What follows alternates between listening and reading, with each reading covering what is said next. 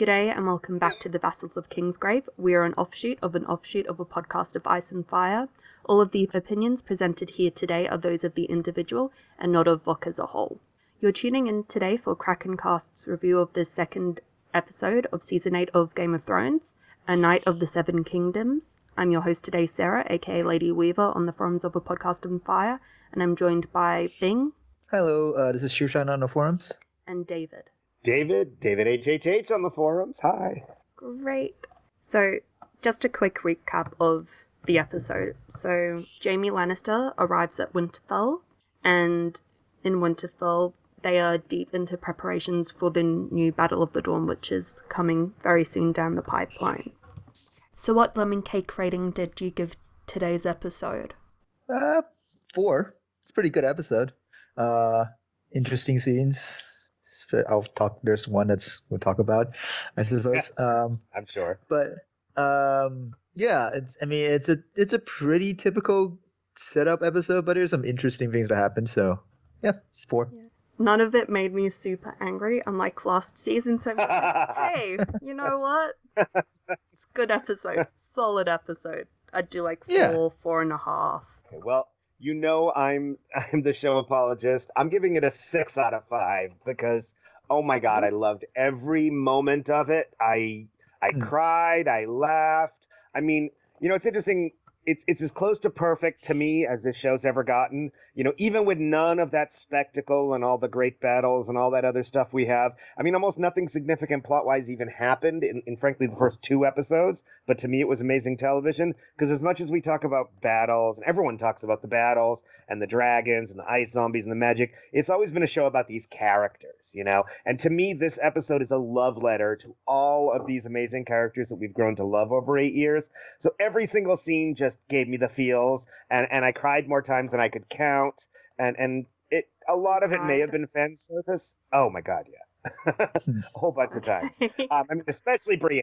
To Brienne especially, but admittedly, some of it was fan service, but I wanted fan service, and I'm fine with it. Generally, I agree with that, although I do feel like I've seen this episode several times already as well. But I'm fine with that.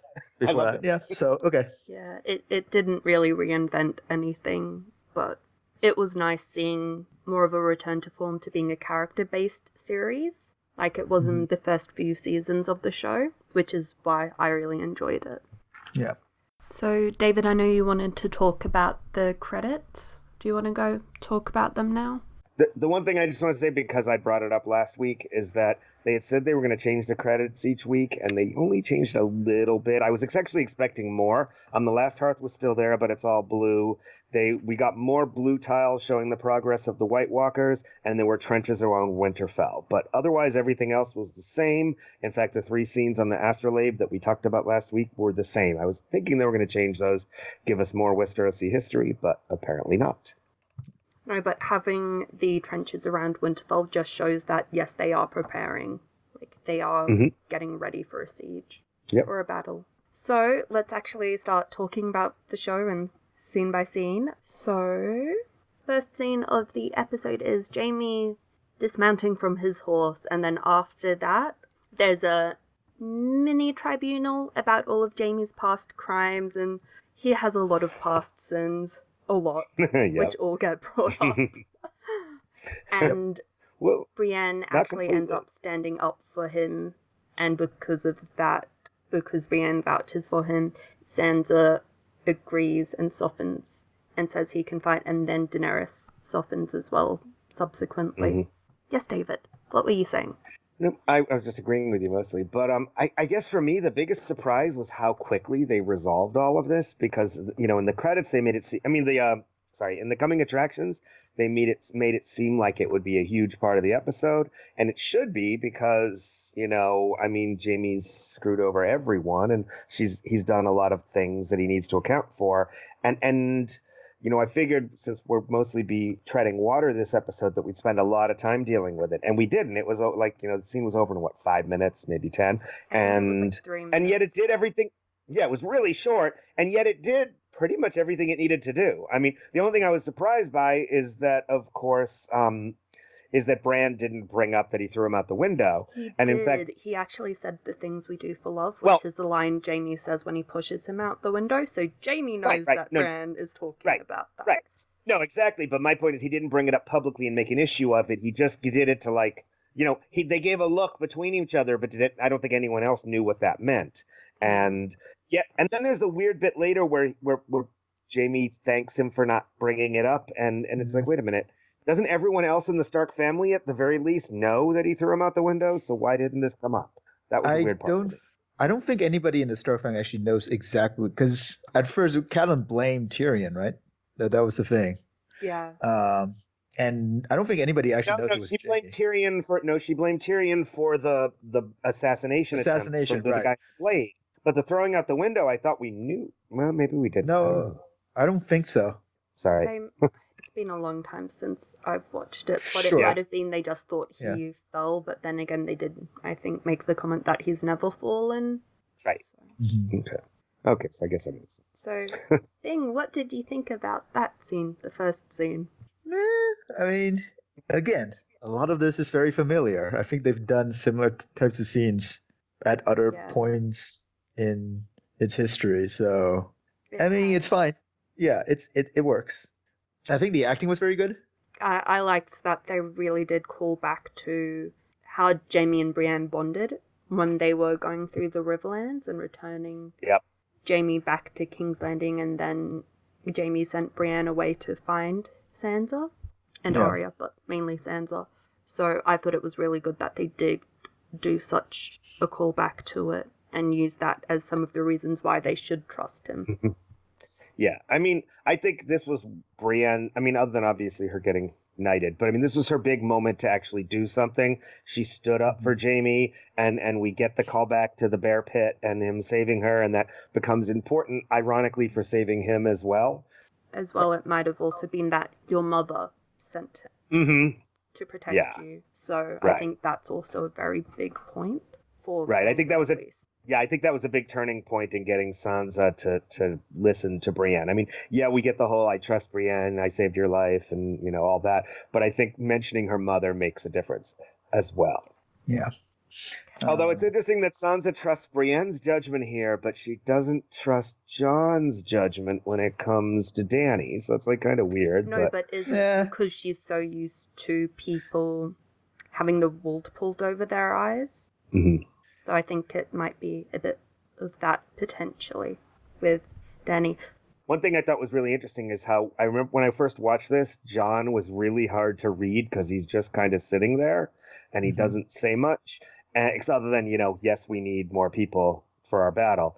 But in the inside the episode, they said that he's still numb over that revelation, and that actually makes sense. I just wish it had come across a little better, And then there's also the question of, we need all the fighters we can get, but really, what good is Jaime going to be in this battle? I mean, I'm sure they will be because it's TV and they'll make it that way. Tactically, realistic. A general. So, yes, but he's not. With tactics. But he's not going to be. He's fighting under Brienne in this. I mean, that's what they agreed to. They can draw on his past experience and knowledge, which I think Brienne probably will.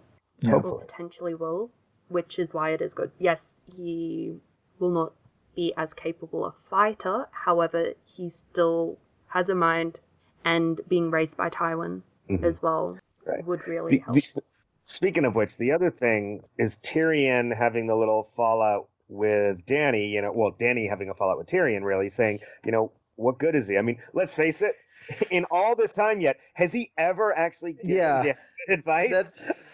That's the main problem I have with the later on when she quote unquote forgives him. Right. They keep saying he's smart, but they keep making him look dumb. So you can't have it keep doing this. Maybe Sansa's right. He's not as clever as he thinks he is, or as everyone else thinks he is. If that's the case, that's not a great revelation anymore. Yeah, he has made so many mistakes at this point. Obviously he's not very smart if he keeps trusting Cersei.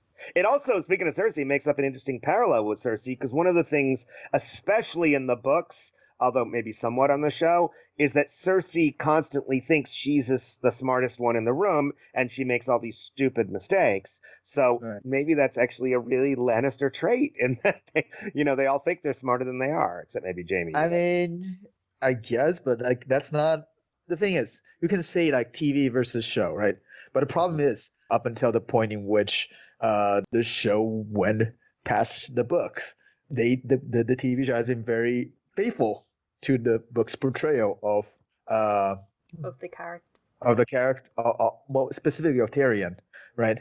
Yeah. So, well, Tyrion's darker now than he even was in the last two books. I mean, he's a lot darker in the book. Sorry, he's a lot darker in the book. It's not. He is on it's the not show. even.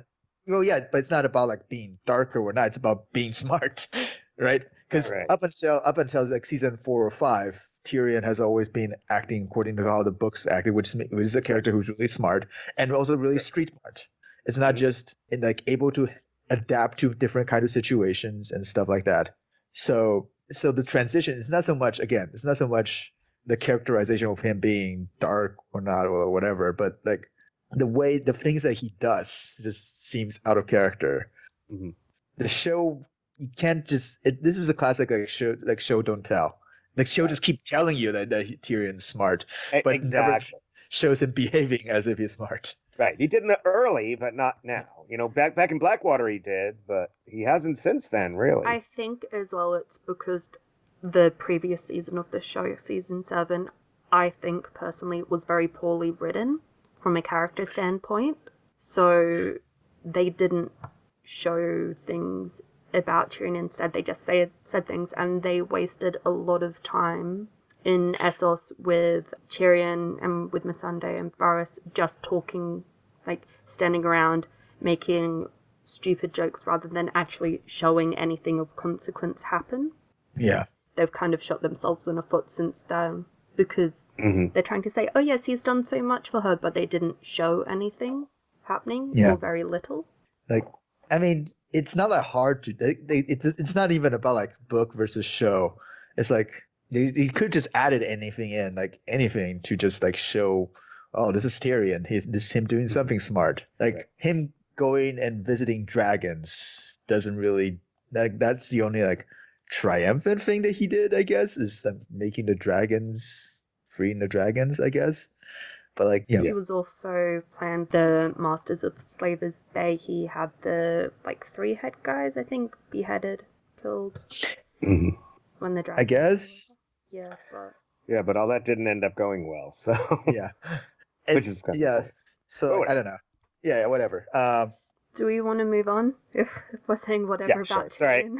So Arya and Gendry are in the forge, and Gendry is saying that Arya will be safer in the crypt, and he also says he also says that the White Walkers are like death, and that's what they're like, and it's like fighting death. And Arya just really wants a weapon and actually throws 3 daggers all into the exact same point, and he's like, okay, I'll make you a weapon. Okay. Right. I also love the response to the question about death, like, I know death. He's got many faces. I look forward to seeing this one. This is not the Arya that Gendry remembers. But it has been a long time since he saw her and they last met, and they've both done a lot of growing as characters. Absolutely. Nothing else about that. I actually think it's interesting that all of the women and children are going to be in the crypts during this coming fight, because there is all of the people wondering about how far the crypts go, because we never actually see an end to them. So there might be a way to escape out through the crypts, or the enemy will come in through the crypts underneath. So we'll see. I saw a theory online that the enemy they're going to bring the dead in the crypts alive. Well, that's what I mean. That's what I was about to say. They're all buried in there as well. So. Well, I mean, that was the thing. I don't get the whole. See, to me, it seems really obvious. You have an enemy coming who can raise the dead. So where are you going to hide to be safe? In basically a cemetery. You're surrounding yourself with the enemy. If the Night King doesn't raise the dead in the crypts, I'm going to be really, really disappointed, because it just seems so obvious that I can't understand that anyone hasn't said, maybe this isn't the best place to hide. Not that there's anywhere better, I think that's the only place to hide in Winterfell, apparently. Yeah, but it might be still the worst, because if you're surrounded by the enemy, that's even worse. Then you're surrounded. I haven't heard about them there's a word for it, but like unburying people and actually burning their corpses and putting the ashes back in the crypts. Plus, there are a lot of swords down there. Some of them might be Valyrian steel, and they might be able to fight them off. Just saying. I mean, I'm assuming there's going to be a major part of next episode will be battling in the crypts. You know, whether I can't imagine the undead aren't going to come. You know, the dead aren't going to rise again. But whatever happens, there's going to have to be some major battle in the crypts. And as well, I think they allude to a few people who want to fight going down to the crypts in this. So right. So and they mention it a lot about going to the crypts. So quite possibly they will. I mean, when you've said 6 times in the episode, the crypts are the safest place, you know that means it's not. Even if you didn't know he was raising the undead. And we're raising the dead. So, are we done talking about Arya and Gendry in this scene, at least? Sure. So the next scene is the Jaime and Bran scene. Like that. Yes. Where, like you mentioned before, Jaime talks about why Bran didn't mention that he pushed him out. Right. With Jaime in this scene, and actually this whole episode, he just looks very grey. Like, his hair looks grey, his beard looks grey, his clothes all look dark grey to dark brown. Yeah. If you notice, rather than being gold and like red, like Lannister colours, so now it's actually more looking like he's in Stark colours. Or the dead. Yes, or the dead, or he just got old. I like that. I mean, this is the one of all the things Jaime's done. This is the one thing he genuinely feels remorse about, pushing Bran out the window. You can see it in his eyes. I mean, the moment he first sees him, last episode, the moment he makes the line in the, you know, what I did for love in the trial, and now again. So he has to come over, and it's after saying, I won't apologize, the one thing he does apologize for, because he knows it was just an awful thing to do, and he didn't do it to better his family. He did it, out of protection, but protection for Cersei, who now he realizes was a mistake. So I liked all of that. It is interesting. But as well, I don't think he just pushed Bran out of the window for Cersei. It's also for their 3 children that were all bastards. Fair enough. There's also that. And then, of course, we get the really important line when Bran says, how do you know there is an afterwards? So the question is, was he saying that for himself, for Jaime, for both of them, or for everyone in the world? We know if there will be an afterwards after this. I think it's hinting at Jaime's going to die in it. Or like a lot of people are going to die in the battle. Yeah. And there's also Bran keeps mentioning we'll get to that. As well that he's not a man. In the last episode he says that he's not a man, and in this episode he says that he's not Brandon Stark now. So what he's been through since Jaime pushed him out of the window has changed him. And he's not just human anymore. Right. I thought that was rather interesting, and he keeps bringing it up as well over separate episodes, but it's not just said once and then forgotten about. Interesting. I'm sure we'll see more, hopefully. Yep. Great scene, quick, to the point, and great. Like so much of this episode. So the next scene, we're following Jaime. We actually followed Jaime around for quite a bit. So, and the next scene is Jaime and Tyrion. Yeah. And where we get that weird thing, the last time a Targaryen brought dragons north. Like, no one can figure out what he's referring to because, I don't know, was the last time, was it something before the dance, or was it Alysanne in the history, who everyone loved? So I don't know what he's trying to refer to here. And you would think that Cogman, who wrote this, would know. I don't even get what Cogman's hinting at. He knows his history, so I don't get it. I think he's referring to like the very going all the way back to Aegon Targaryen. Right, but he said the last time, not the which first. Was the Targaryen queen who right, Alysanne. Right. I think they just ignored that part. Nobody knows that history. Well, you could have. Did they mention it with Bran? They haven't mentioned it in the show. I don't think they've ever mentioned Alysanne in the show. But it could have just been fixed with the first time a Targaryen brought dragons north, or something like that. It would have been crazy. And instead, everyone on the internet I've seen is scratching their heads at what the hell he was referring to there. At this point, I don't expect anything of keeping consistency with lore and stuff like that. Just, From Cogman, I do. Maybe not so much from Dennis. Not anymore, I think. Apparently not. Yeah. I think they have to try to fit a lot of stuff into one season to end it all. Yeah. So I think that's what they're doing at the moment. Okay. And yeah. In this scene, they also Jaime confirms that Cersei is definitely pregnant. It wasn't just or at least something she said. Or at least he thinks so. Yeah. But I think he'd probably know, and why would Cersei have lied to him before? But isn't that the whole point of this scene, is Cersei's lied to him and he's been fooled by her and all that? So, I mean, I do think that she is pregnant, but... But as well, I'm thinking more like menstrual cycle-wise, he'd probably know if she's pregnant, too. Well, he left towards the end. But I think she is, so it's a moot point. I did like we brought back the famous line of Tyrion, yes, I want to die with my belly full of wine and a girl's mouth around my cock. We have to have at least some dirty here, right? I don't know. He said it already. He said it already. Well, we had ball jokes last week. Now we have to have Tyrion being funny and sex and weirdly, creepily sexual. Is this still funny? No, I don't know. It's I mean, more like gallows humor, to be honest. Right, I think they were going. Like, we're all probably gonna die. I mean, yeah, sure, but you said that already. Actually, there is the same joke already. They actually show that they have dragon glass has been embedded in wood, and then they've been tied together, so they obviously will be using that against the others in the fight to come. And they actually, I think also in the scene, they show that they have dragon glass actually embedded into the ramparts as well. Everywhere. They've got it all over the place. They are definitely getting prepared and have been very, very busy. Very busy. There's one other line that Tyrion has here that I think might turn out to be really important, but I don't know. Could be foreshadowing. He says, he has a thought that he says, well, maybe after I'm dead, I'll march down to King's Landing and rip Cersei apart.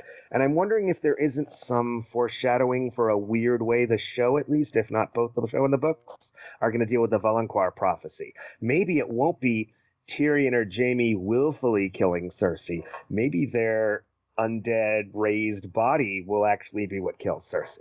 One or the other. I'm happy either way. I'm sorry. Just might be a moment to think of later. Because I'd never considered that before.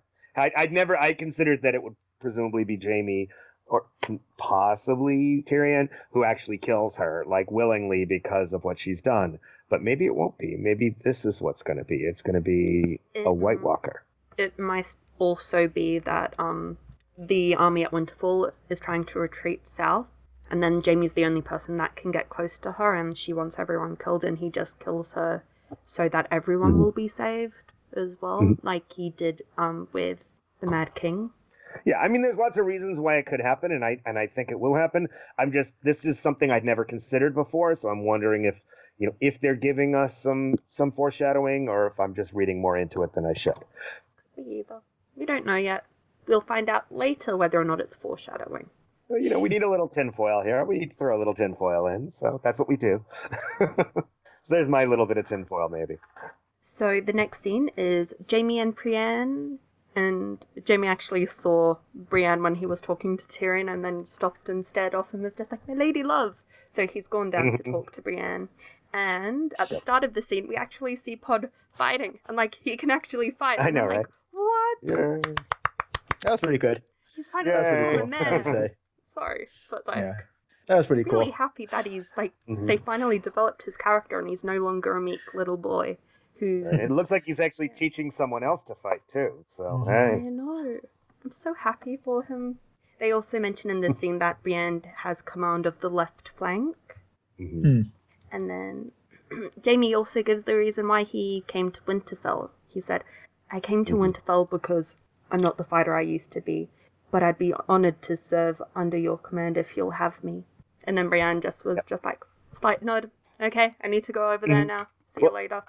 One thing I love about Brienne too is that, and we've seen that all throughout the show and continues to be the case, is that she just doesn't know how to take a compliment. I mean, she had an awful childhood where everyone attacked her, called her ugly, called her manly, and now that she's actually done things that are worthwhile. And she knows she has, but she doesn't know how to handle when people acknowledge the things she's done. which obviously we're going to see later in this episode as a major plot point. But I mean, it's just the looks on her, like how uncomfortable she looks when he says the things he does to her, when he compliments her. And I really, one of the reasons we love Brienne, right? It makes me very happy that he knows how to compliment someone that he respects a lot, and he does. Right. Character growth. Yes, character growth. But I mean, come on, Brienne's probably one of the only characters in the show who isn't putting out how great they are. Like, she's the last person to do so, and she's one of the best characters in the show. And that's what we love about her. That's all I have to say about that scene. Do you have anything to say about that scene, Bing, as well? Anything to add? Yeah, no, it's pretty. I like the interaction. Again, acting spot on. I think Nikolai Walter-Costo is perfect in this episode, and he really lifts up this entire episode for me. I think the start of this episode focuses a lot on Jaime, and we use him to change vantage points and to explore more about what's happening to different characters. And then later on in the episode, it changes, and Sam has a lot more to do with it towards the end of it. So I'm really happy that this episode is focusing on some characters that haven't gotten a lot of development in the last 2 seasons. Yep. Yeah. Makes me happy. And of course, for many of them, this will be their last chance to get character development, it seems. But don't be mean. Sadly. Well, it's true. Hope not. Makes it all Probably. so much more powerful. Makes it more powerful. It does. And in this next scene, we have Dany and Jorah. Mm-hmm. So Jorah is saying that Dany has forgiven him for many failures, and that the mind behind Tyrion's words is what actually matters. Mm-hmm. It's very important. And that also that Tyrion owns his mistakes and learns from them. So he's actually giving Dany quite good counsel about how Tyrion is important, and you can't just send him off to die or kill him because you don't like something that's happened. Yeah, it was weird for me though, because Jorah speaking up for Tyrion felt weird to me. I mean, it was actually good advice, but it just felt, I don't know, but then almost again, out of character. If Varys had said anything, would Dany have trusted him enough to believe him? Jorah's been with Dany through everything that's happened over the last 8 seasons. Yeah. So I think she knows she can trust him. And so having Jorah speak up as someone she can trust does influence her in a way that other people would not be able to. Right.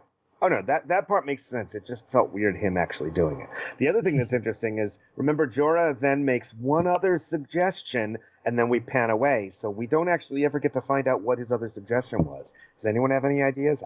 I'm out. Well, Jorah was there for the conversation in the previous episode about, Dany and Jon should get hitched, and that would solve all of the problems with the North.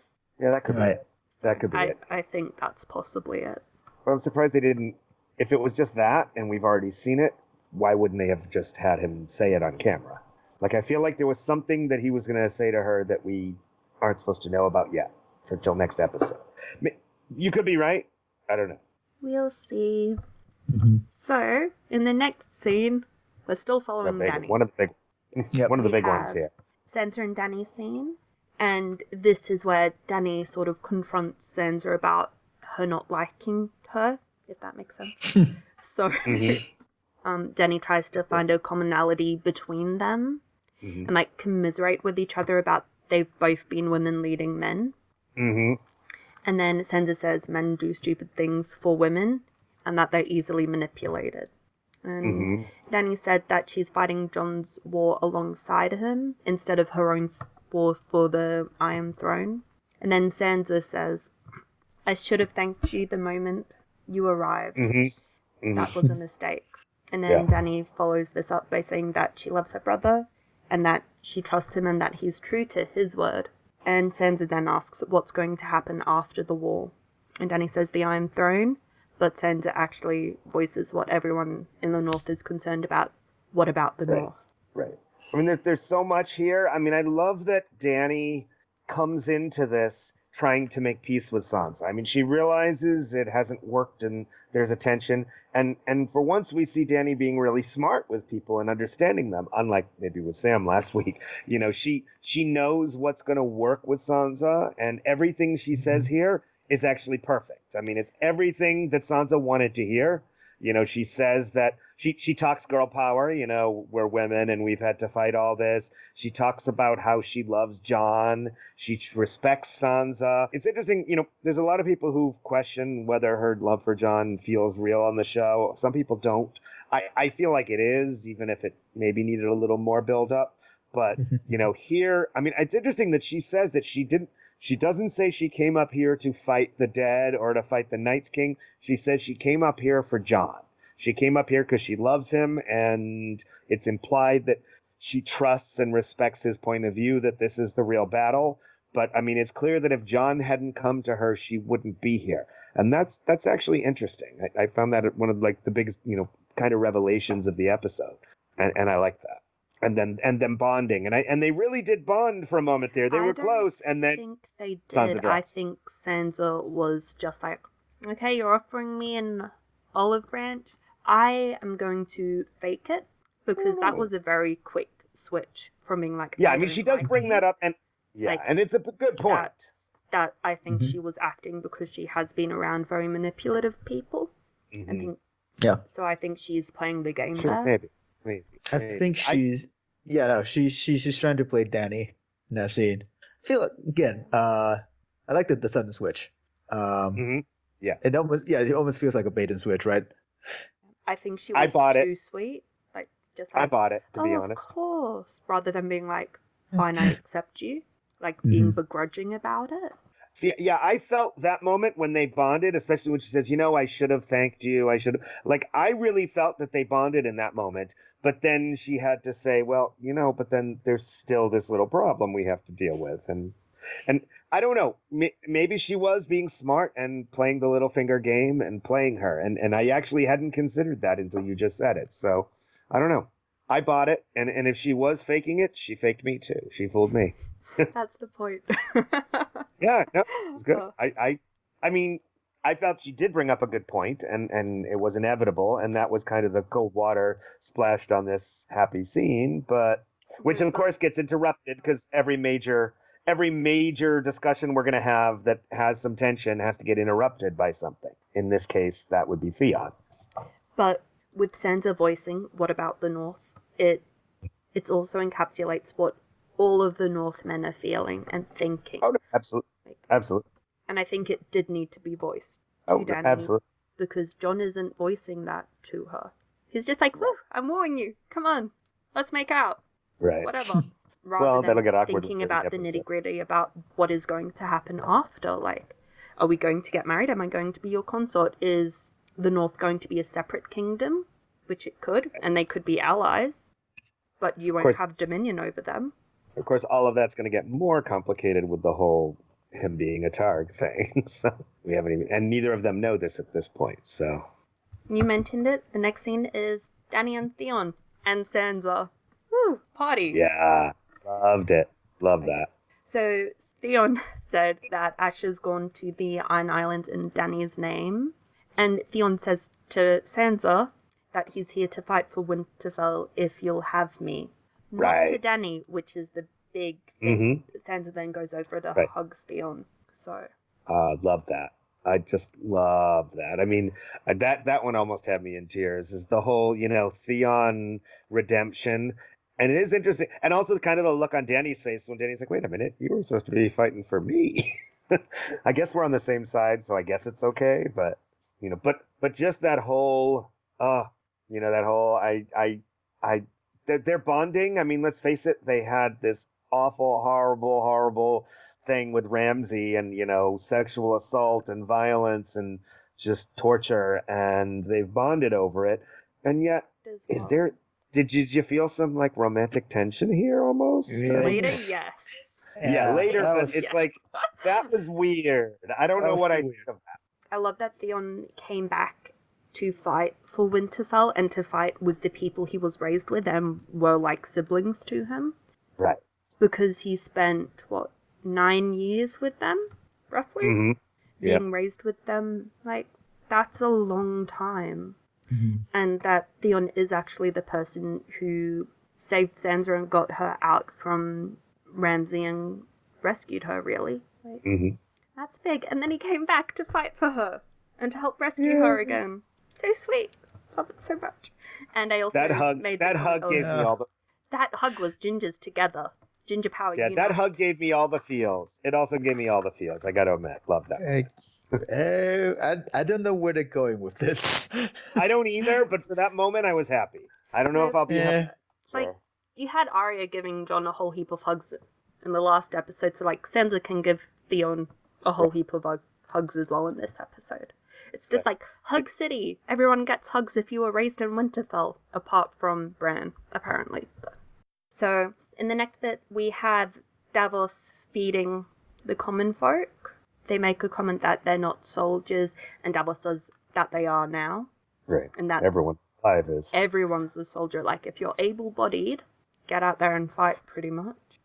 And that you'll be outfitted with weapons at the forge. And then there's a little girl who Davos and Gilly talk to, and the little girl wants to fight as well.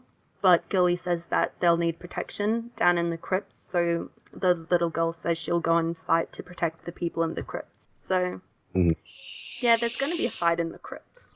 Yeah, and I mean, I love they were just setting her up as Shireen 2.0, as Bina says in the Wolfcast. It's like she's totally... I mean, she's even has like the scars on her face like Shireen did. They're totally setting that parallel up. And Davos totally is like, oh, and I went, oh, at that moment too. I love that whole scene. And then him saying, and then Gilly saying, you can go protect us down in the crypts. We need someone to protect us. I love that. It made no sense, of course, in the real world, but it was so sweet. And no good can come of this. Because they want her to be safe. So saying, of course, look, come help down in the crypts. Like, so the adults are thinking you will be safe, and the little girl can continue thinking that she's protecting people, which is what she wanted. Oh, yeah. Win-win, manipulation 101. But let's be honest, no good can come of this little girl. I mean, something's going to happen. Is Davos going to maybe sacrifice himself to save her? Or will she become a White Walker and Davos will have to deal with it? Like something bad has got to come from this scene, right? I mean, it's a little moment, but such a big one to me that I feel like we're gonna look back at this scene, next week and be like, oh fuck. I think she's just gonna die in the fight. Yeah. Right? Yeah, and if she dies, what happens? And if she dies, what happens? She gets turned into a white, and then other people need to kill her. Or Davos does. That's a prediction I'm going to put here. Go. So, continuing on, we have Dolorous Edd, Tormund, and Beric are all back at Winterfell and reunited with their black brothers, Sam and Jon. Yay. Party time. Did anybody else absolutely love Tormund's, hug tackle for Jon? I love that so much. Oh, yeah. That's pretty good. Like, Tormund, you're great. I loved every moment of Tormund in this episode. I mean, just love him. I even, at one point in the episode, paused and went on Facebook to go, I'm going to interrupt everyone now watching Game of Thrones to just say, Tormund! And a whole bunch of exclamation points. Back to watching. Tormund, I think, was definitely the comedic relief in a lot of this episode. And he was great at it. Yep. Isn't he always? Love him. Yeah. Okay. You don't have to. Yeah. You're just like, Tormund is so overdone. No. Yeah. It's another whatever. He's kind of one note now. Yeah. He does exactly one thing and one thing only now. Again, Tormund wasn't like that back to season 3, season 4. Tormund was much more interesting than he is now to me. And then they played this sort of the same angle way too much, I think. So they found out that the fans reacted to him looking weird at Brienne. Gets a lot of fan reaction. So they just do it every single time now that Tormund is with Brienne, is in a scene with Brienne. Yeah. And the funny thing is that wasn't actually even planned. That wasn't part of the script. They put that in themselves with their eyes, which is funny. And then that was just every single time Tormund has to make weird comments whenever he's around, or even when Brienne's not around. It's where's the big woman? It's right. I mean, I don't know. I'm okay with it. I love it, actually. I'm going to admit I totally love it. I hope he ends up with her in the end. If they survive it, which I don't think they're gonna. As a joke, I think as a one-time joke, it's fine, but like, I don't know. Anyways, continue. But it makes sense for Tormund, because he's not the type who would be like, yeah, I want you, and then if she says no, just go, oh, okay, and move on. Like, that's not Tormund's personality. Like, he wants her. He's not giving up on it.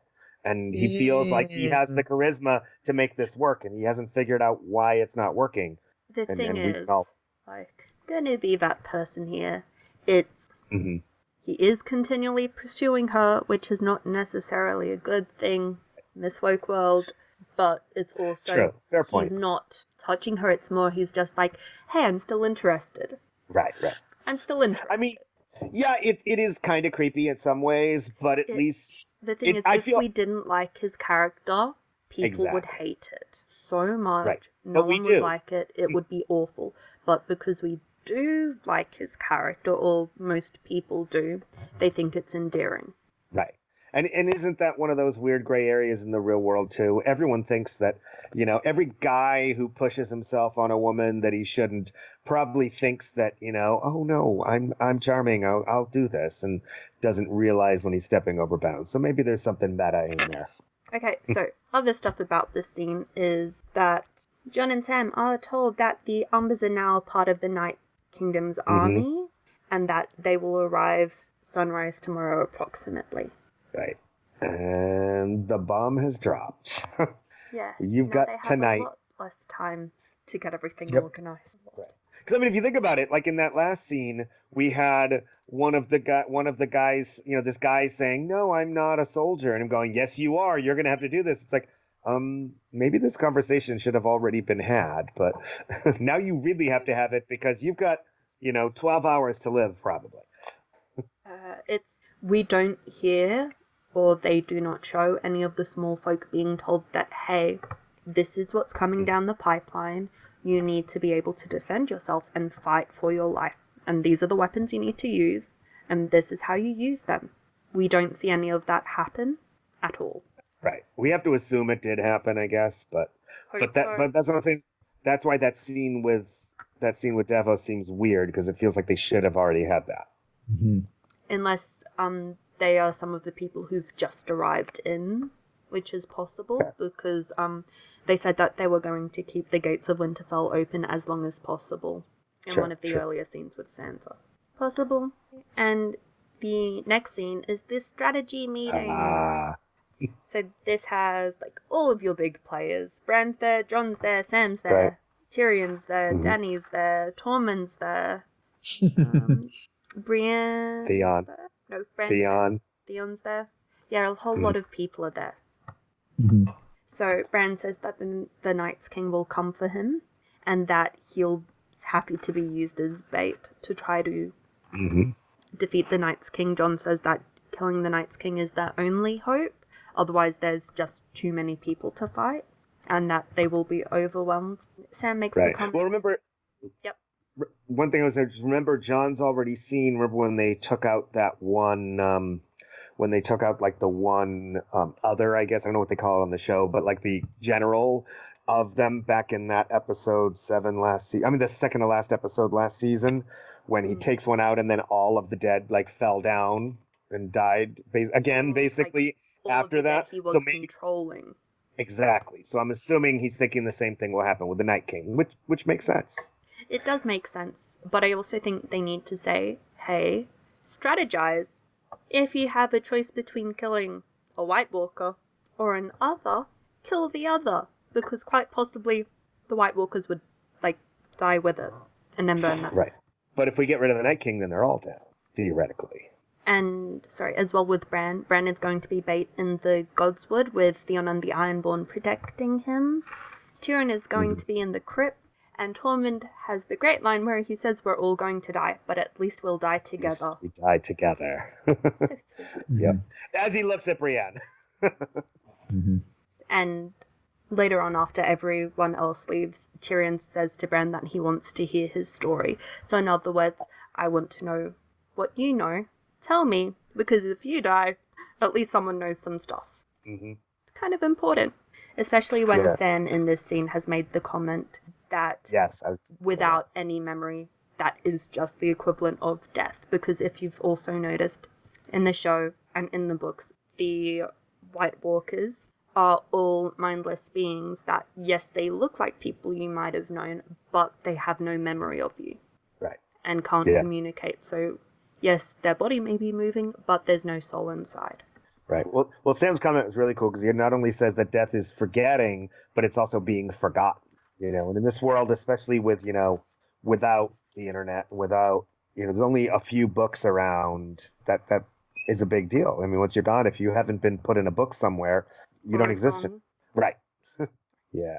I loved Theon saying he would defend Bran as he should have defended the family after he, took the castle before. He took Winterfell once. Now I'm going to defend them after that. That I loved. It reminds me of Osha, how they have the scene where the wildlings get into, I think it is the Godswood as well, where robbers and Bran is and Bran was riding on the horse. It's Theon that actually saves Bran with his arrows. So maybe they'll give him some dragon glass fletched arrows, and then he's going to save Bran, and it's going to be great. Right. And also, I think this is one of those places where we're deviating from the books, because in the books, I don't think Theon's going to be in any position to be doing all this kind of fighting. I mean, we know what horrible physical condition he's in. Right, isn't it fingers and toes, and his teeth are falling out, and he's aged and all that. So, I mean, and honestly, I kind of like this redemption of Theon, so I'm okay with it, even if it's different. The thing is, it's great seeing Theon being redeemed. Right. Rather than just killing him off, because we have been shown that Theon constantly, throughout all of the decisions he's made, has been questioning himself and questioning things. So we don't see him as being wholly evil. Right. I mean, who would have ever thought we'd be rooting for Theon after, he betrays them and takes Winterfell and, at least pretends to kill the Stark kids. Who would have ever thought this would be the hero we'd be rooting for? I love his redemption arc in this. It just works perfectly. And as well, it's a lot of people would view his time with Ramsay as being a lot of punishment. So after going through that, they are more willing to view Theon in a positive light. Yeah, would we accept this redemption arc if he hadn't gone through that? Probably not. I wouldn't. But what he goes through in the show, and especially in the books, is just so awful that you almost have to root for him now. He's a very different character. He's a very different character in the books and the show at this point. Sure. I think he's gone through a lot of changes, his character from the beginning of the shows to now. His character has changed so much and gone through so much development. Right. Yeah.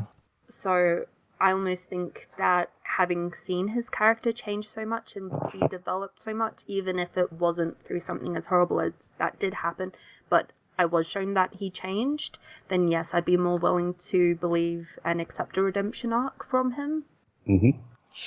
Yeah. I think the TV show on the one hand, the TV show version of Theon is a much more likable character. Oh, absolutely. On the other hand, this version of the TV show has done way too much things to Theon. All of Ramsay's stuff is just eek, right? Really? See, I feel like the books are way worse.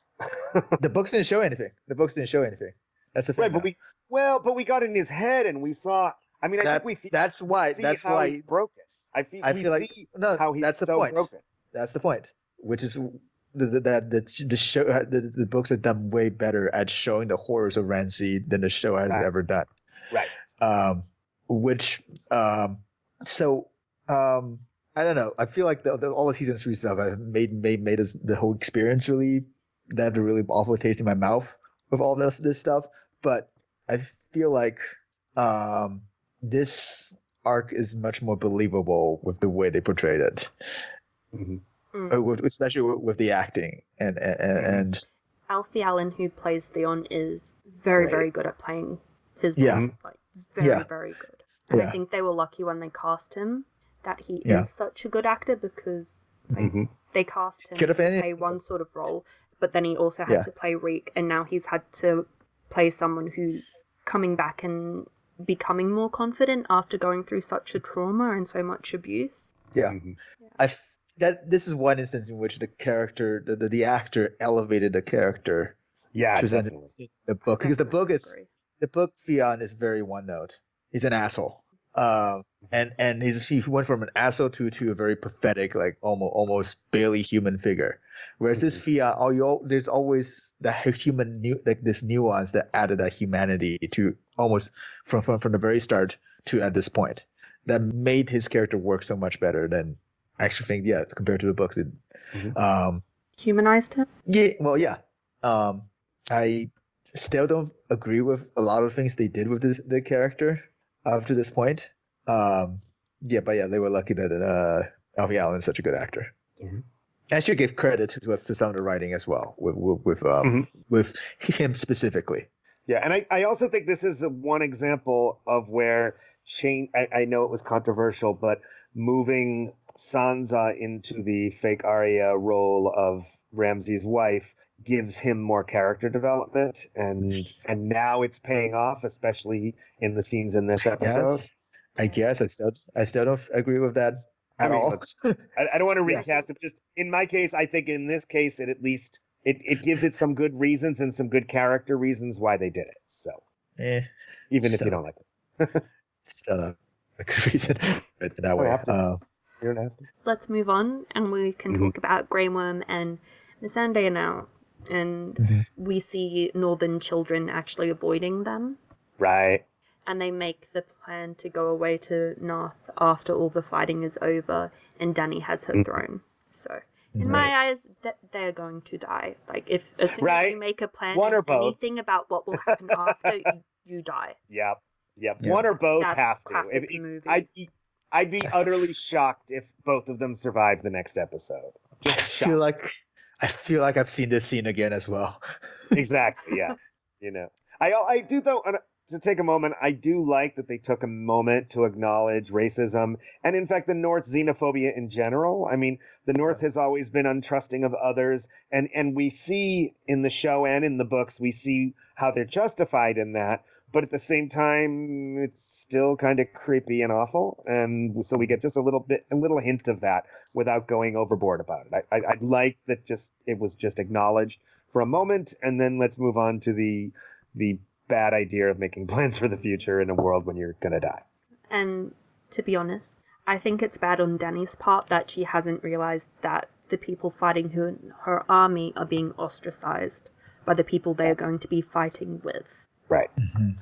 Although, what can she do about it at this point? I mean, they have a day to figure this out. You can't solve racism in a day. That's for sure. You can't. But beforehand, actually, one of the things that actually helps people bond and come together over conflict is having a common goal and working together against something for a common goal. So it is one of the things that could actually bring them all together. That's a psychological thing. It actually does help. Right. Improve closeness. But at the same time, though, of all the people to send that message, Dany couldn't have, because she's an outsider that the North doesn't trust. I mean, maybe Jon could have made an issue of it, but I don't think they had time to deal with it anyway. It's we got a little moment of it, and I'm okay with that.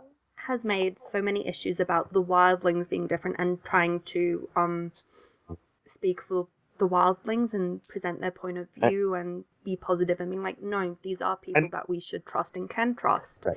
And look at how that ended for him. But look at how that ended for him. I mean, he got killed for it. For the people who will be fighting with them. I feel like the lesson here is not that don't try to solve racism, though. Certainly not in a day. But I mean, it is true. Jon did try to deal with it, and it didn't work out so well for him. But he didn't even try here. I know. I think he has a few other things to be dealing with right now, to be honest. But yeah, I mean, you're sending these people out, and they're going to have to fight together. You aren't going to defend people or help help each other if you don't feel like you can trust them or have any sense of camaraderie with them. Well, I mean, if you think about it, we haven't really gotten any scenes of, the leaders, the generals, the Jon, the Dany, the Grey Worm, everyone else saying to the troops and at least, or even to the other generals, like, hey, here's what we got to do. Like we've kind of left that part out of this to give us more of the like character-based stuff, which I'm okay with. We got little bits of, okay, we got the plan, obviously we needed that, Bran and as bait and all that, but we haven't gotten a lot of that. So there very well could have been those discussions. Listen, these people next to you are the only thing between you and the dead, so you better damn well deal with them and protect them, because if they don't protect you, you're dead. But I didn't kind of need that in this episode. Maybe at the beginning of next episode it would be nice, a little moment as they're coming, like, that military speech from a general, but I don't think it was needed here. I hope they do it. But I also kind of hope it's not Dany who does it, because I never believe it when she does it, but yeah. And they won't believe she does it. I know. So the next scene is Sam and Jon and Ed, as well as Ghost. Oh. Ghost, finally. We were wondering, is he still around? He finally appears. Smaller than it. Yep. The annual, hey, people really want direwolves. Let's just give them the fucking direwolf. The thing is, they spend so much money on their dragons, but they hardly ever show the direwolves, but they showed the dragons in every episode, and I'm just like, that's bro. Their I don't know, research shows that dragons sells more than direwolves. And I think we're going to get both next episode, let's face it. I hope so. Yeah, we'll see. They wouldn't have brought him back just to show up in a background scene and then forget about him again, I would hope. They probably would. They've done it many times. Right. They've done it multiple times. So Sam asks Jon if he's told Dany that he's Aegon yet. No, he hasn't. Right. And then Ed makes a comment of, now their watch begins with the coming battle. Yeah. Oh, loved it. This to me was the real Night's Watch reunion. Like here, where we get them. And we get Dolorous Ed being Dolorous. Yes. I also love, one thing I wanted to mention though, is when they mentioned Pip and Gran, I kind of little teared up a little there. I was like, oh. I didn't. I'm heartless. So Jon tells Sam that he can join the women and children in the crypts and protect little Sam and Gilly, and that he doesn't need to fight. And then Ed also says that the last man left needs to burn the rest of us, which, yes, finally, someone says it, because, if you don't burn people as they die, they will come back and kill you. I'm so happy that they finally said that. Okay. I actually missed that both times I watched it, too.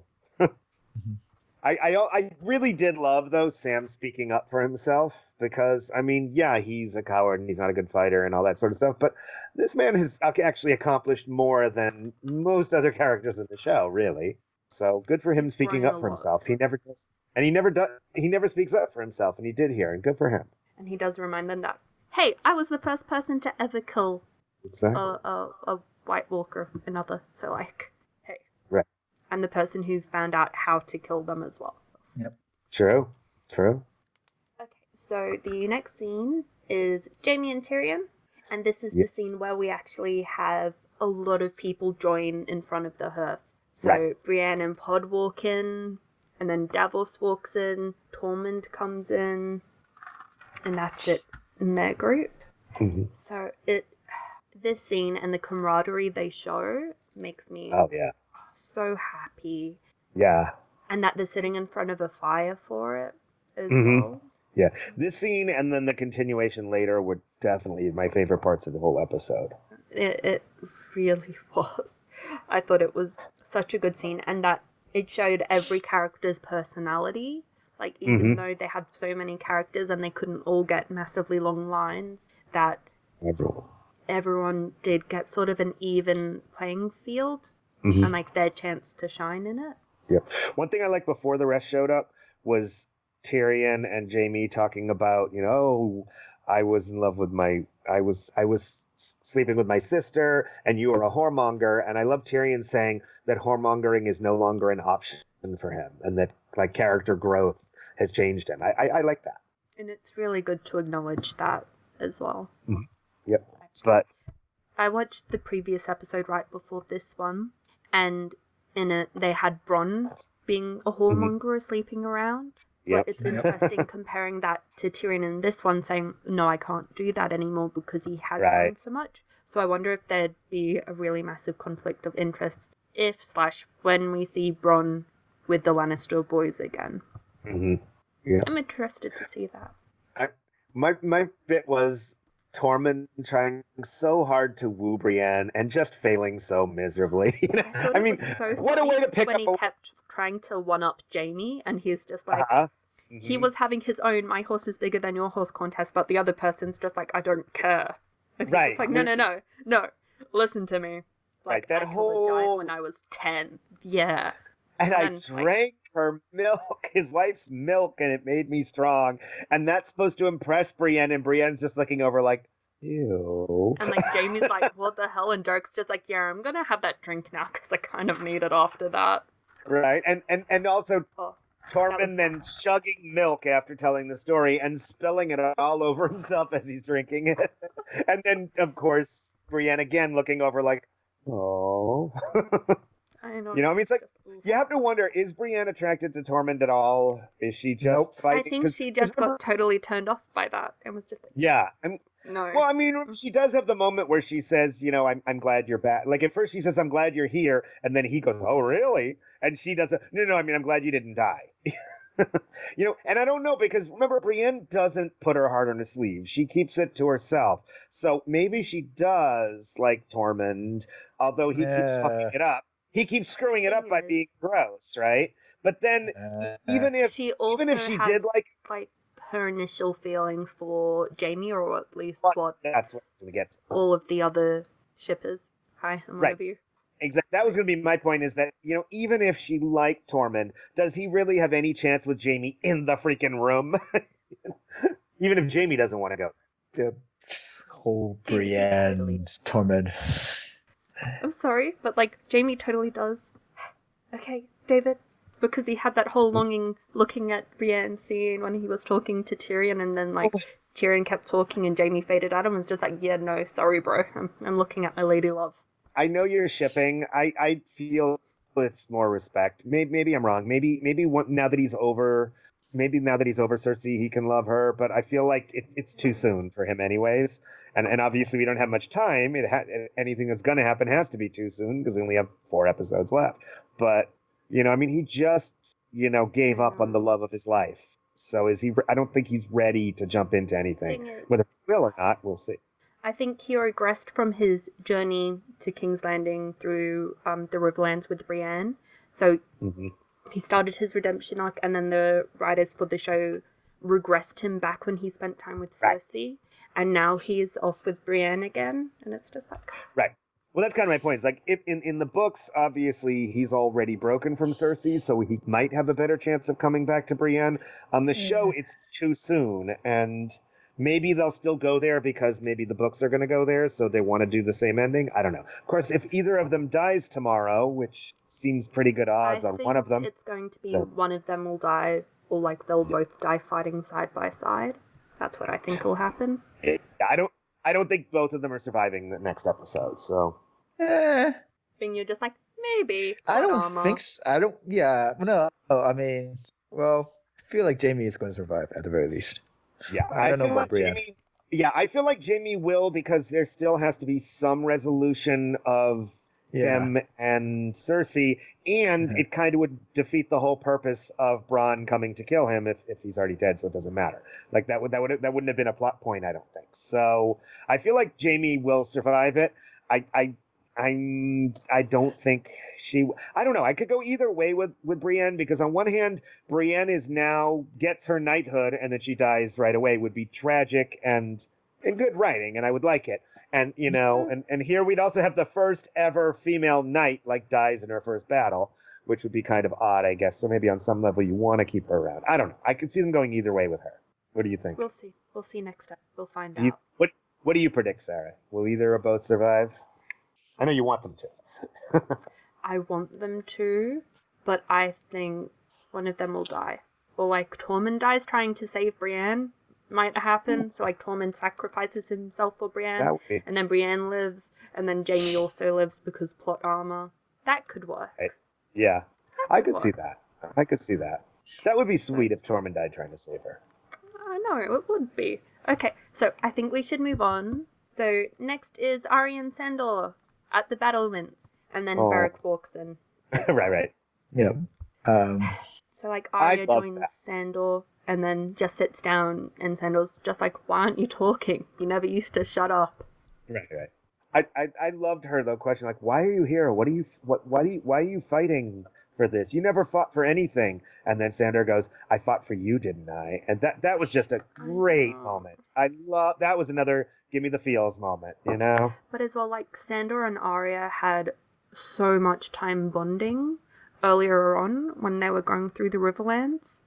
So, like, total punch, and it was just like, oh.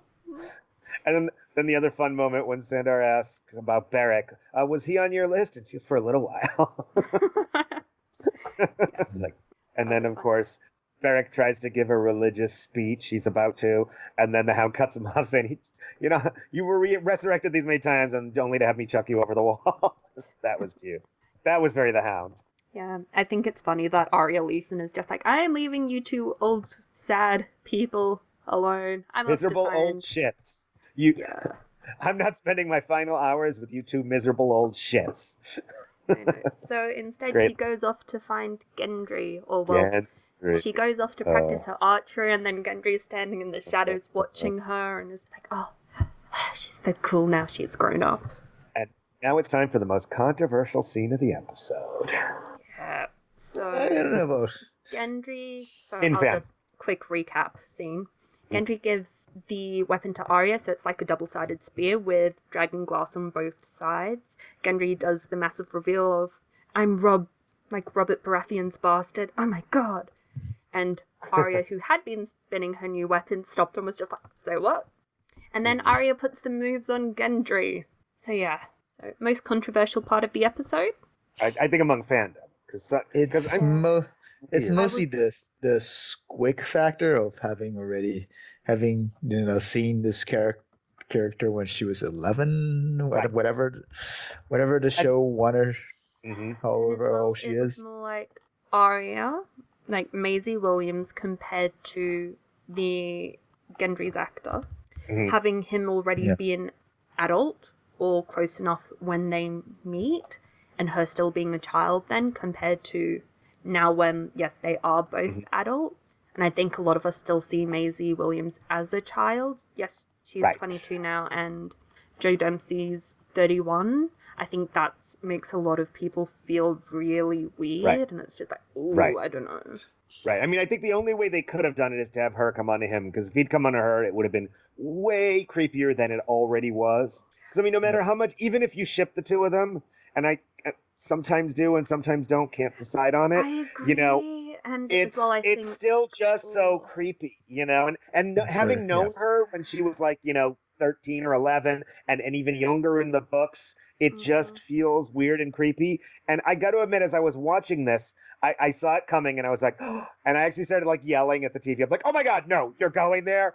Oh, fandom's gonna go crazy. It's not even that I think they did it. It's that they also showed Maisie Williams getting naked and showed some of her body.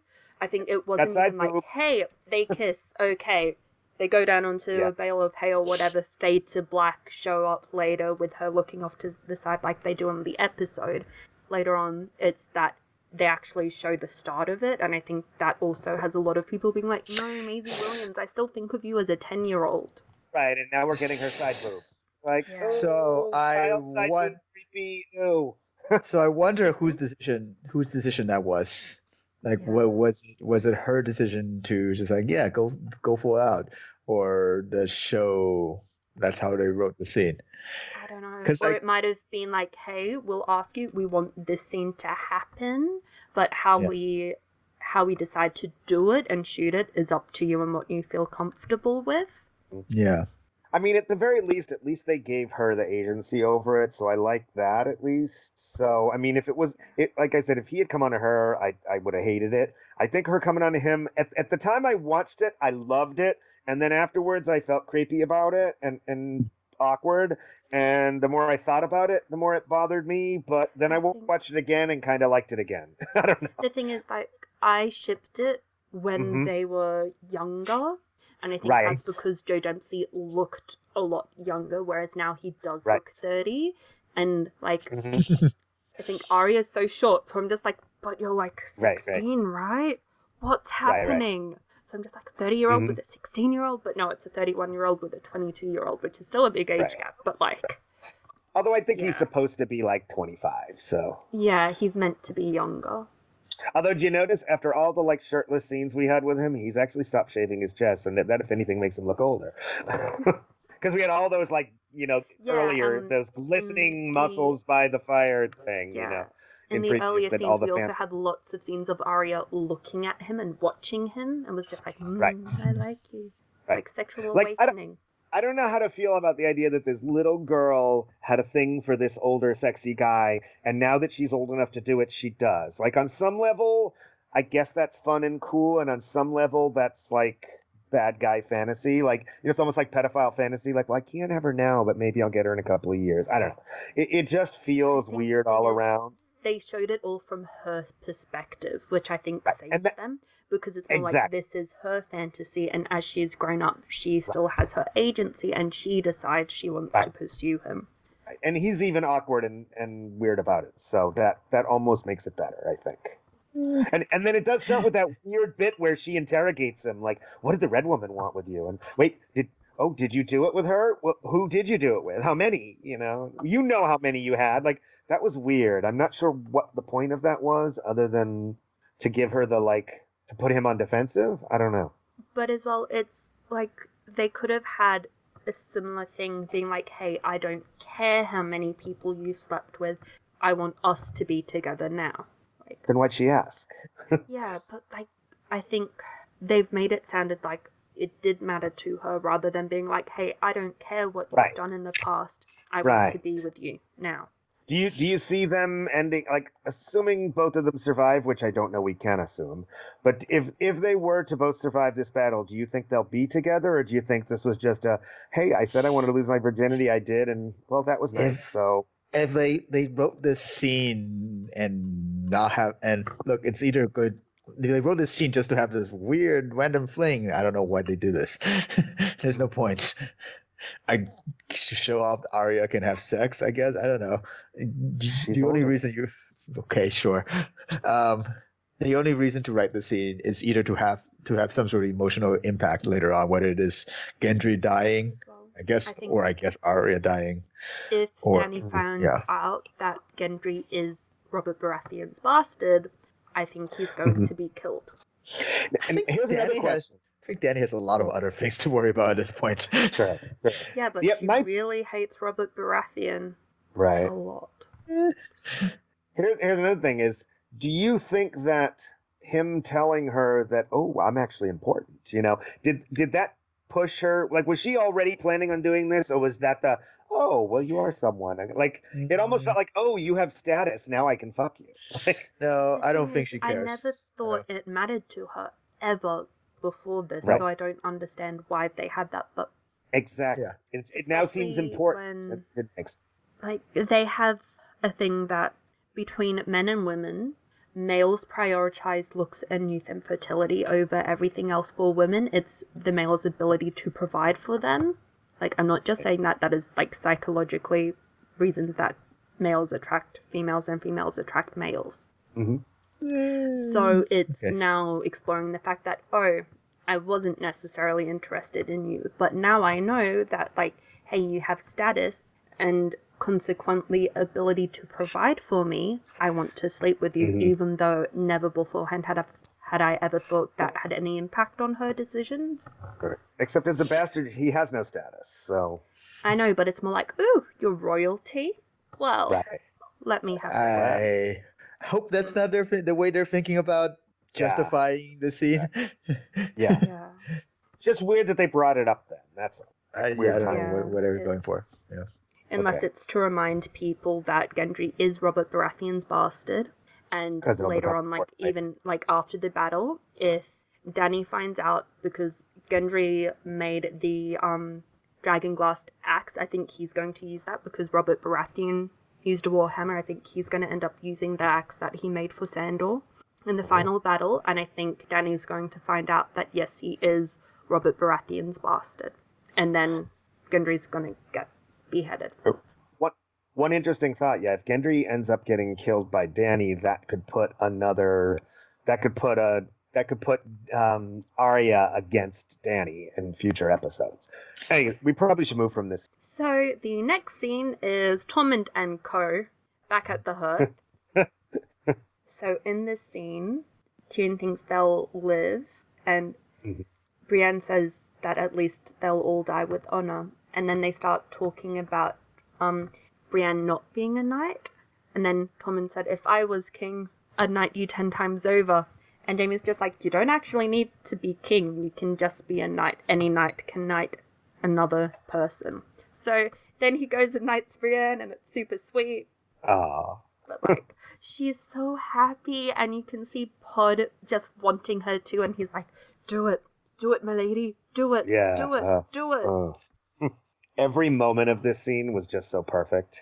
And then, like, afterward, everyone's applauses, and, like, she looks so happy after she's been knighted, because, as well, it's been something that she's wanted since she was a girl and never thought would happen, or would be able to happen, because there's the convention that only males are knighted. I don't even think she wanted it, because she didn't think it was even possible, so what's the point in wanting it? Like, she obviously wanted it, but she wouldn't have consciously wanted it, you know what I mean? It would have been like, I want to be a warrior woman, but I know that being a knight is not in the cards for me. However, like, I would love for that to happen, but the best I can hope for is to just be a warrior.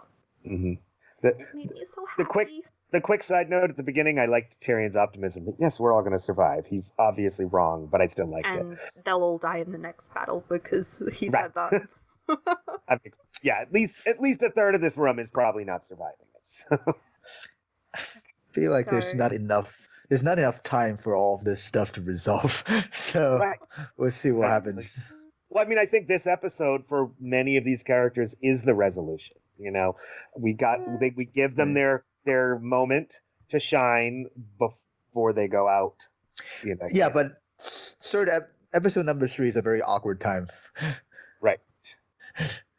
I mean, for these characters, the ones who won't make it. Right, sure. The thing is, like, we'll have episode number 3, and then because Asha, also known as Yara in the show, has gone off to take back control of the Iron Islands, they'll all retreat there.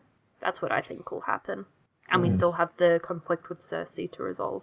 Everything about this scene was just perfect. I mean, we've all been waiting for this for years, whether we've read the books first or the show. I mean, we all were dreaming of this moment, I think. If you haven't, I don't know. You know, it was one of the most satisfying moments in the show's entire history.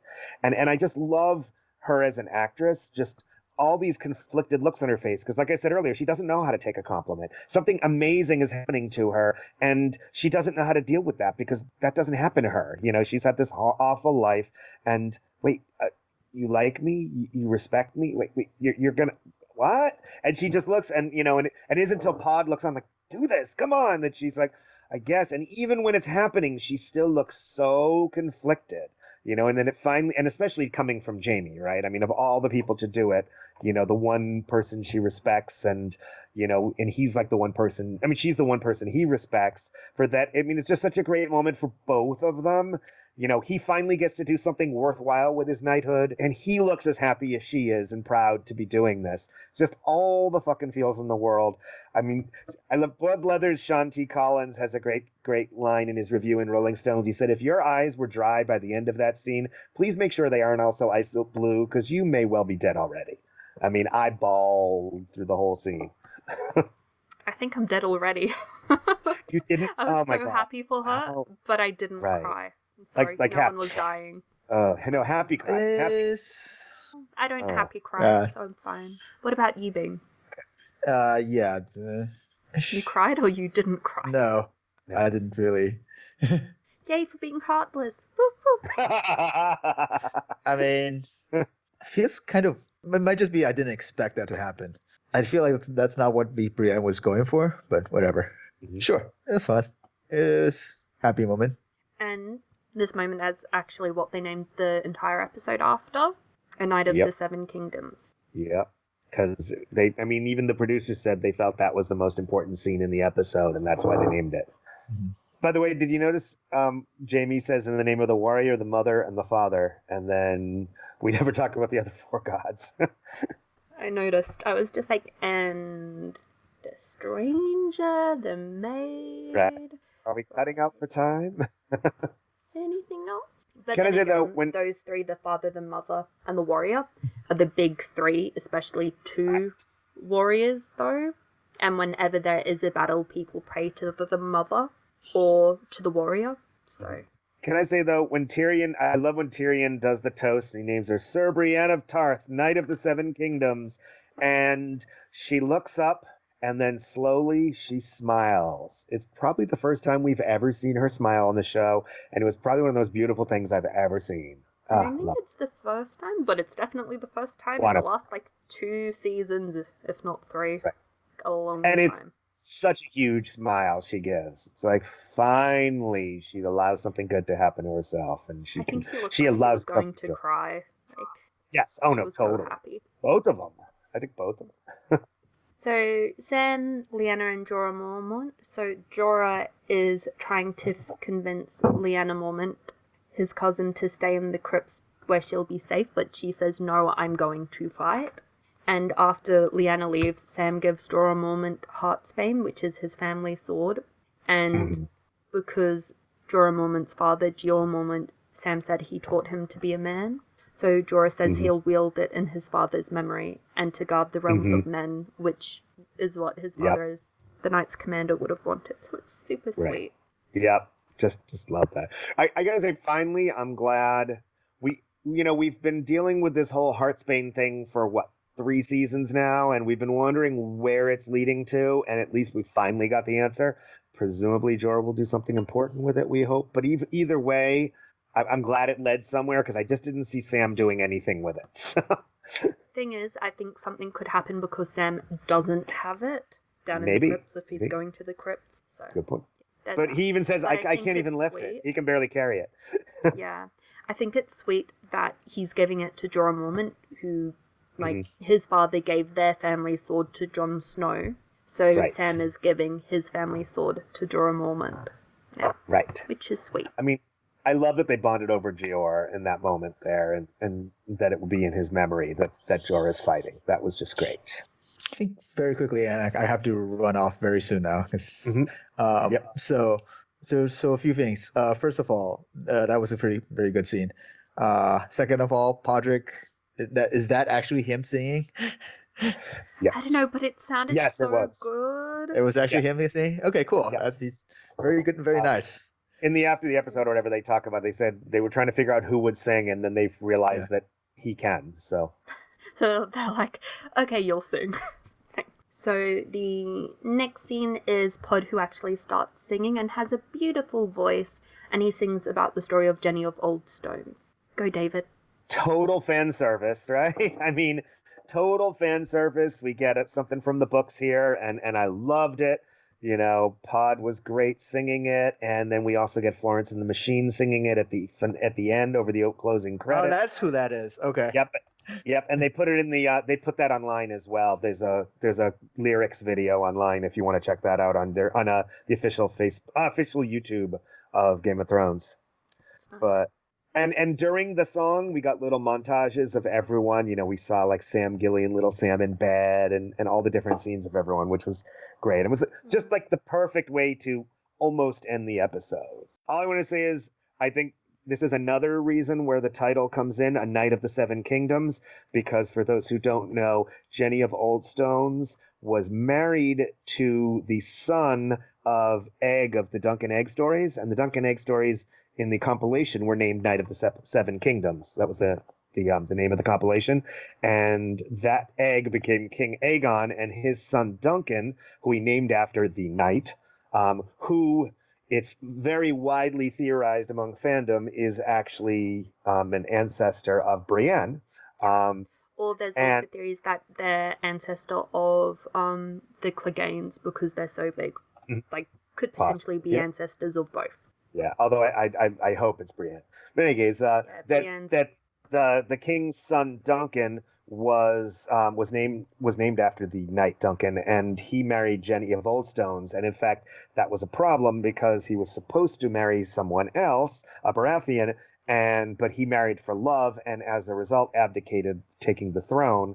And then some big awful thing that we don't know about happened in Summerhall, and everyone died. And those are the ghosts that Jenny is crying over. So she's actually crying over the Knight of the Seven Kingdoms, among others, in the song. So there's that nice little thing that a lot of probably the only show watchers don't know about. Know what you're going to say? I was going to say that they use the song as a really great scene transition, and they actually show all of the couples together. Exactly. And so they show Gendry and Arya after sleeping together. Gendry's asleep, and then you have Arya looking at the camera at Missandei and Grey Worm, kiss before he goes off to join his men. Sansa and Theon are actually sharing a last meal together, and I think that's where everyone thinks that they're a couple. Right. So the next scene is Jon and Dany in the crypts of Winterfell, and they are standing in front of Lyanna Stark's tomb. Yep. Mm-hmm. So this is where Jon decides to tell Dany that Lyanna and Rhaegar married and are his parents. And then Dany says that, doesn't it seem strange that it's your brother and your best friend who are saying you are king and heir to the Seven Kingdoms? And if it's true, you are the last male Targaryen and have claim to the Iron Throne. So I don't think she's terribly happy at all.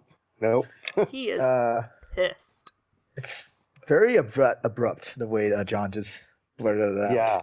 But then again, it's Dany brought it up, and I think if he hadn't have said it then, Well, wait, what is relationship later on, she'd be like, "Why didn't you tell me?"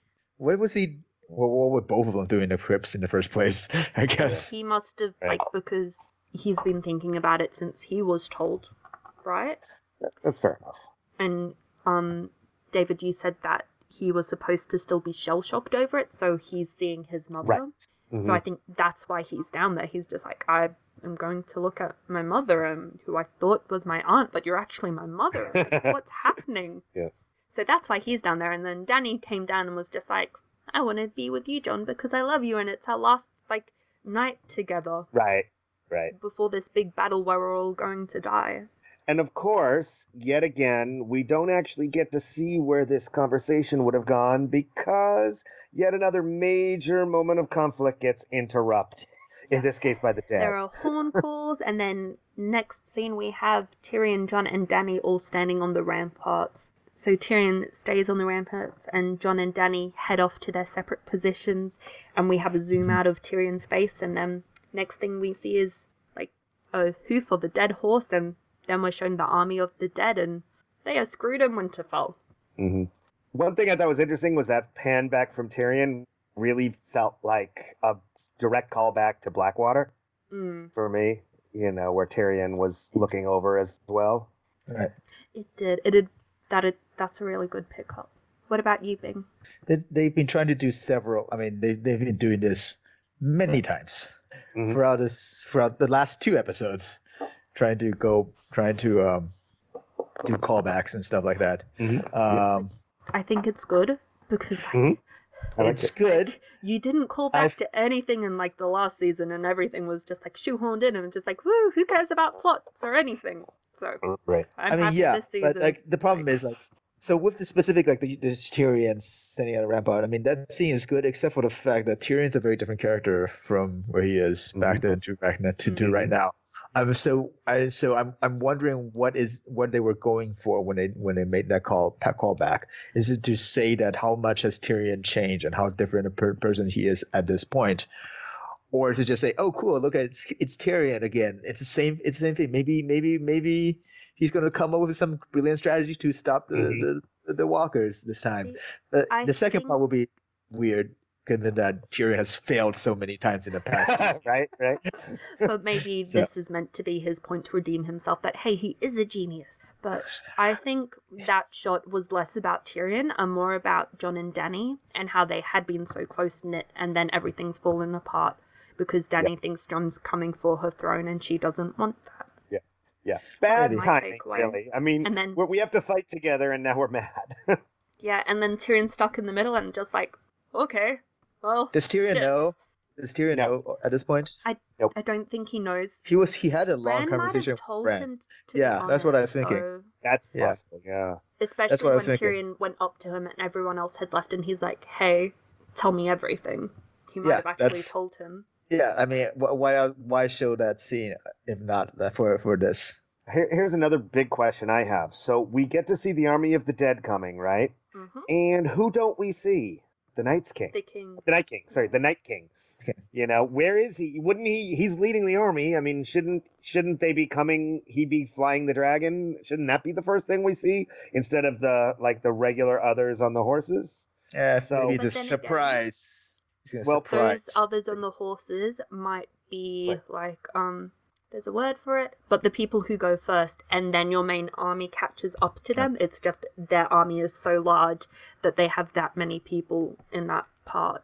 I mean, I just feel like they've made the Night King. I keep going to say Night's King like from the books. They've made the Night King the embodiment of the army of the dead, of the undead. And he is the one that thinks, he's the one we know who's in charge. He's the symbol, and he's not there. So my question is why, and at first I didn't notice this, but some people online are speculating that maybe he's not there. Maybe he's, for instance, heading off to King's Landing or doing something else. But as well, if you know that he is in control of the whole army, why would he put himself at risk where he knows that everyone is ready to defend themselves? He could be doing what some generals do and sitting back and letting his men do the work for him so he is not at risk at all. Except he's never done that before, so I don't know. Plus, he has a dragon now. He's the most protected of them all. So the main problem with this is that this person has no character. Right. Yep. We don't know anything about it. Yeah. So, okay. I have no idea. Yep. No idea. He could be doing anything. And as well, he could actually be leading people to the crypts of Winterfell. Right, that's possible. I mean, I guess the only reason I really brought it up is because I think that his absence, while I missed it the first time I watched it, is notable in that he probably is doing something. Is he going into the crypts? Is he going to is he going to King's Landing? Is he doing something? And I'm just wondering, if that's something we weren't supposed to pick up on, or maybe we were, and some people did. So that's all. But as well, there's something to be said of, why do you think all of the Night's army, the Night King's army, is going to go to Winterfell and not separate and split up and go to other places? I think that is a big flaw in Jon's plan, saying, everyone come here and we'll make our final stand here, but the thing is, you might not be facing their whole army, you might only be facing a quarter of it, and everyone else in that army is bypassing you to go to the rest of the Seven Kingdoms. Yeah, the ultimate problem with the problem is White Walkers. We have no idea what these guys' plans are. Right. They're just dead. They're dead. They have footage of dead people, so they don't think. And their we don't even know what they want. Yeah, nope. We don't know what they want. The leaders are weird ice people. Mm-hmm. And the only emotion that these people have ever shown was when the Night King go like, "Yeah, come at me, bitch," to Jon Snow when they were going off from the, So we know the guy's cocky. We know the guy's showy. He likes painting. He's an artist. Right. But we have no idea what this person wants, and what his plans are.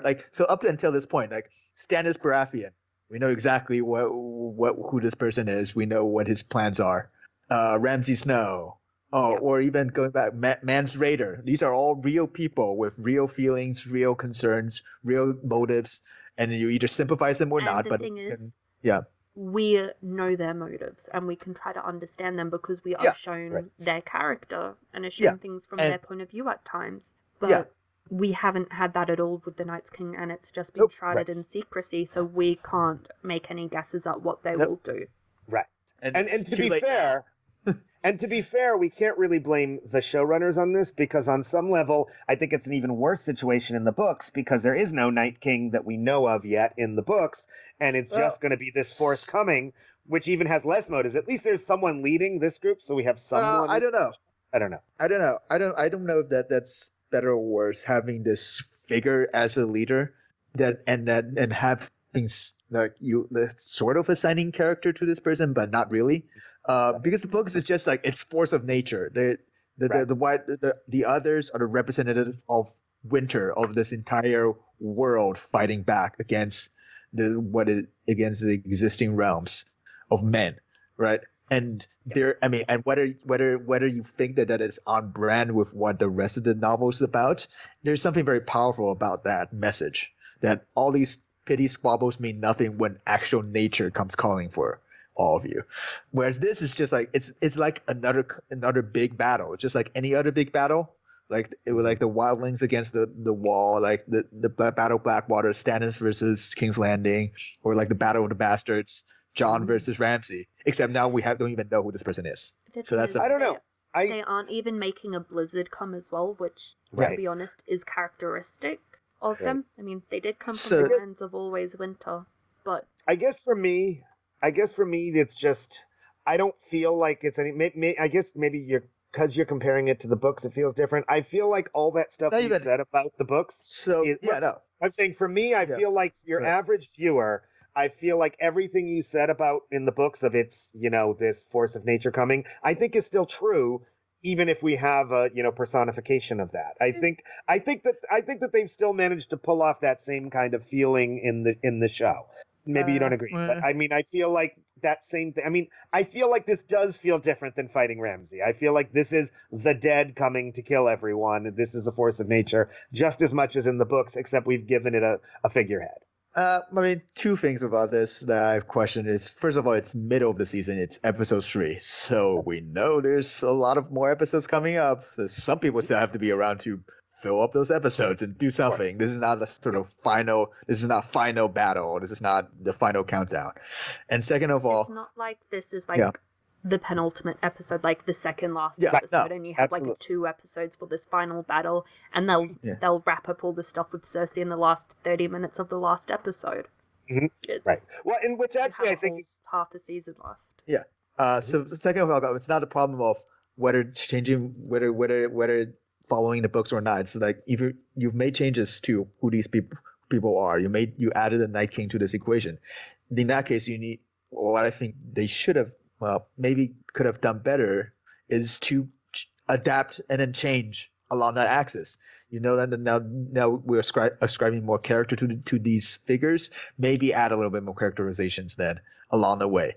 So it's fine to deviate from the books, but then when you deviate, you need to adapt. And I feel like that there's a lot of problems with the books or the TV show in general in its writing, is that they're deviating from the books, and they make a lot of showy attempts to that yes, we're now not doing book stuff anymore, but they still sort of want to follow along something regarding George R.R. Martin's frame, whereas they could have just gone completely on their own thing and start doing their own thing, but it feels like they always caught in the middle of something. Anyways, which I think the position they're in. I think that's the unfortunate position they're in is they don't. I mean, George hasn't told them everything. He's only told them some of it. So they're coming up with some ideas, but they still. I mean, I'll give them credit. I actually would have been disappointed if they gave him totally different motivations. I feel like they're still trying to be faithful to George, and that having him be. I feel like once they went off on their own, they should just. Again, so this is me. Again, this is my problem since season 5. When you go off the rails, just fuck George R.R. Martin. Do your own thing. I wouldn't be happy with that personally. I would rather them try to be faithful. The thing is, like, they did decide to go up and change the story, so they need to continue making decisions following the decisions they've already made. It doesn't make any sense if you completely contradict what you have decided previously to do. They need to continue and make a story that fits within those changes that they've made. Well, sure, but then, like, there are things in which I feel like there's no way that it's possible that the things could turn out like this in the books, like episode 6 last season. I feel like George R. R. Martin's we really don't know. Sure, we don't know. But I feel like, well, the thing is, nobody knows because George R. R. Martin hasn't even written that. Right, he doesn't even. what they did was basically connect a bunch of dots and hope and just pray that something great comes out of it. And I sometimes and a lot of times the writing doesn't work when you're in. It works okay when you're just plotting, just trying to hit the big episodes and big scenes that is coming up, and they're very good at that aspect. They're very good at doing giant showpiece. But especially previous seasons, like last season, it was just showpiece, nothing, showpiece, nothing. Well, that's it. Everything in between your big showpieces was a pile of shit and did not make any sense. That's the problem. But that hasn't been the case this season. To make there hasn't been that much in this season. Sense as a whole. Yeah, there hasn't been that much this season. There's no plot other than waiting for the White Walkers to come at him, and also revealing Jon Snow's parentage, which already has been done pretty much. I think there is a plot because they're also showing that they are getting ready. They aren't just like, oh yes, we've done nothing for this whole episode, and then the next episode, oh yeah, we made all this stuff, but we didn't show you any of it. Just trust our word for it. It wasn't like we fart-assed around for a whole episode. But this connect is not much easier to do. I think what it comes down to here is I think it really, I think we're going to just disagree, and that's fine. And I think there's different people who, if you're going to adapt something, you can either be really faithful or you can go completely off the rails. And I think they're trying to do a middle ground. And I know you don't like that. I prefer it. I would be upset if they went off the rails and things were massively different. Like, okay, whether or not there's a Night King, to me, it doesn't matter at all. It's something they did for TV that I think works. If they had, let's say the Night King wins and in the books he doesn't, or if, let's say, R+L=J doesn't happen in the books, or Dany dies and doesn't in one or the other, that would really upset me, to be honest. If the books finally come out and are dramatically different, I'd be like, what the fuck? Why'd you do his story if you didn't want to do his story? The story hasn't been written yet, so they can't say, hey, we'll follow it faithfully if no one knows what that is. That's the unique situation here. And that's the unique situation here. They do know certain things. They know more than we know. Let's be honest. Sure, they know the major plot, but they do know the plot points, and they're trying to figure out how to make them work. And this is the unique situation they're in, which I have respect for them, that they're in this weird situation of it's not unique. It happens all the time with anime adaptations of manga. They start an adaptation when the anime's when the manga's nowhere near finished, and then they're stuffed after a season because they have no way to continue it. Yeah, it's not unique. But in that situation, they also has that. But a lot of those manga things are continuing stories that don't have this is originally a 5-book story, a 3-book, then a 5-book, then a 7-book story. Manga has ending. They were supposed to have. But generally, most of those stories were they weren't when they start taking over. It's not like this was supposed to be 4 books and we ran out of time. Where this is still a fairly unique situation, and I think that. And to be fair, this isn't what they signed up. I've said this many times.